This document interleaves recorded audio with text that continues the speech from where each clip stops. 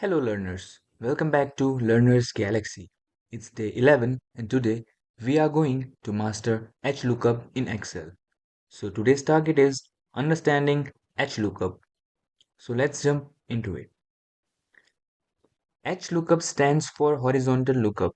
It is a powerful Excel function used to search for a value in a table or a range by matching it with the data. HLOOKUP is very similar to the function vlookup.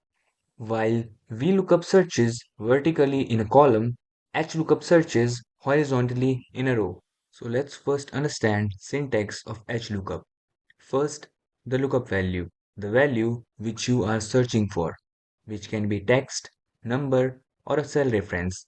Then the table array, the range where you will perform the lookup.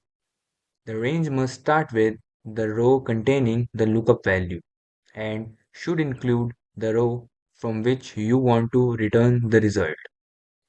Then the row index number, the row number from which you want to return the result. The number should be relative to the first row in the selected range in table array. Then the range lookup.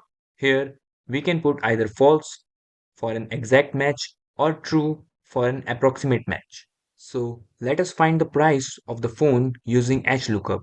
To do that, we have to put the formula equal to HLOOKUP, then the lookup value which we are looking for, then the table array, after that the row index number, and then the range lookup. So as you can see, we got our result. In practice, vlookup is used far more often than the HLOOKUP because data set in Excel are organized in columns, making vlookup more natural to use. HLOOKUP works horizontally across the row, which is less common in real-world data. So we are left with XLOOKUP, which we will cover in our next video. So stay tuned and keep practicing. Thank you.